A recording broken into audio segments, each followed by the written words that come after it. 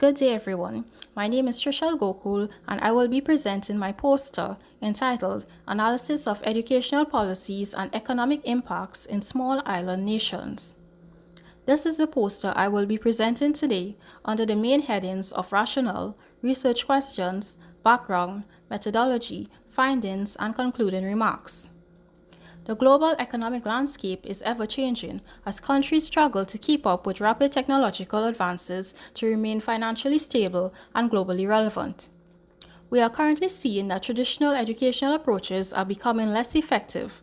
In light of this rapid technological growth, and many higher education programs struggle to keep their curriculum up to date. However, small island nations like Trinidad and Tobago cannot follow the frameworks and strategies of larger countries, as these do not account for the unique circumstances of small countries in terms of size, labor force, and access to technology and markets, amongst others.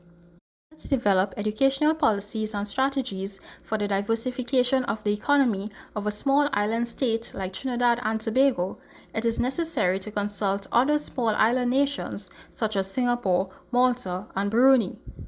This research seeks to briefly report on the approaches adopted by these countries in terms of education for economic development. This will be useful for the future development of Trinidad and Tobago's education policies, specifically in the area of manufacturing and its related technologies.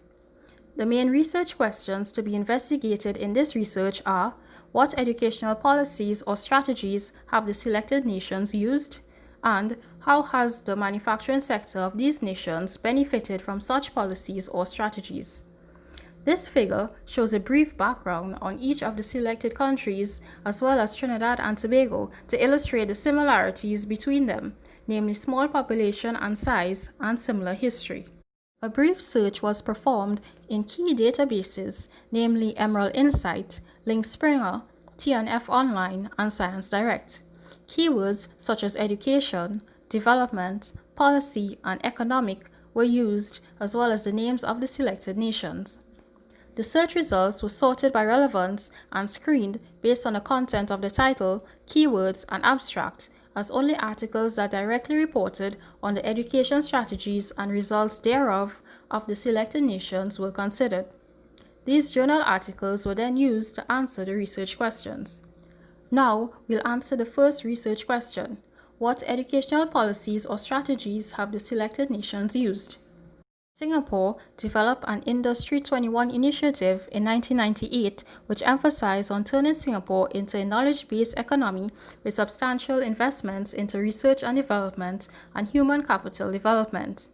They redesigned technical programs to be more rounded by including innovation and entrepreneurship studies. They also implemented strategies to attract foreign students and universities to create an education hub to further enhance its knowledge-based economy. And they also implemented the notion of national education, which was ingrained into the curricula, which promoted the message of go global but stay local. Malta established a foundation for educational services and a foundation for tomorrow's schools that can bypass restrictive bureaucracy and implement educational plans faster.